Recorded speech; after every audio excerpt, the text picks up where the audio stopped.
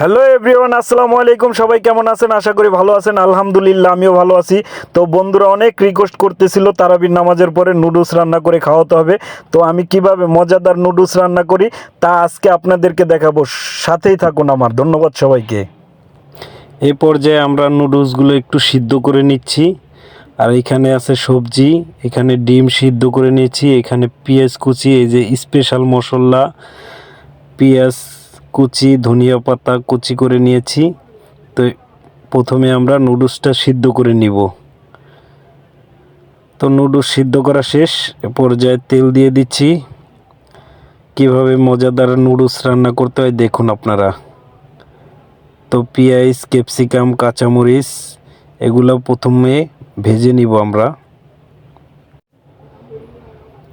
তো পেঁয়াজ, ক্যাপসিকাম এগুলো ভেজে নিচ্ছি। তো একটু স্বাদটা বাড়ানোর জন্য দিয়ে দিলাম লবণ। আপনারা পরিমাণ মতো লবণ দিবেন। একটু দিয়ে নিচ্ছি স্পেশাল মশলা। এই পর্যায়ে দিয়ে দিচ্ছি সবজি সিদ্ধ করে রাখা ছিল আগেই।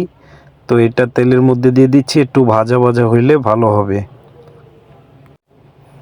খুব সুন্দর করে নেড়ে চেড়ে তারপর ভাজতে হবে স্বাদটা বাড়ানোর জন্য।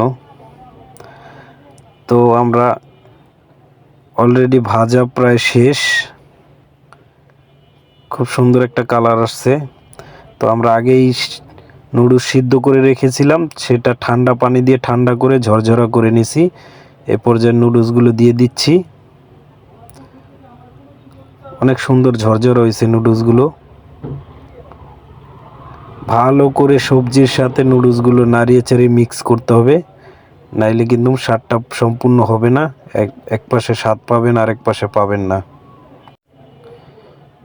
এই পর্যায়ে স্পেশাল মশলা বাকি যতটুকু ছিল সবগুলো দিয়ে দিচ্ছি স্বাদটা বাড়ানোর জন্য।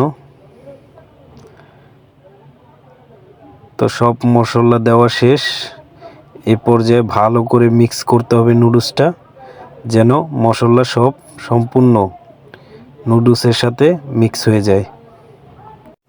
এই পর্যায়ে দিয়ে দিচ্ছি টমেটো সস। টমেটো সসটা দিলে স্বাদটা আরও বাড়বে। তো খুব ভালো করে মিক্স করতে হবে নাড়িয়ে চাড়িয়ে। তো সুন্দর একটা কালার চলে এসেছে, দেখতেই পাচ্ছেন।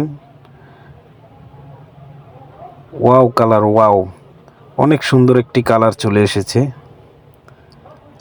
দেখতে পাচ্ছেন কত সুন্দর হয়েছে। প্রায় আমার নুডলস রান্না শেষ।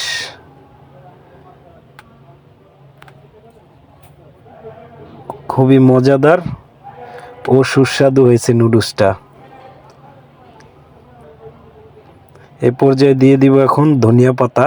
এটা আপনারা অ্যাভয়েড করলে, যারা যারা পছন্দ করেন না ধনিয়া পাতা, তারা অ্যাভয়েড করবেন। আর যারা যারা পছন্দ করেন তারা দিবেন, কোনো সমস্যা নেই। ধনিয়া পাতা দিলে স্বাদটা একটু বাড়ে। তো আমার প্রায় নুডলস রান্না শেষ। এ পর্যায়ে আমি নুডলসটা নামিয়ে ফেলবো। এই যে আমার নুডলস রান্না শেষ। তো কেমন হলো আমার নুডলস রান্না আর পরিবেশনটা কেমন হলো আপনারা কমেন্টে জানাবেন।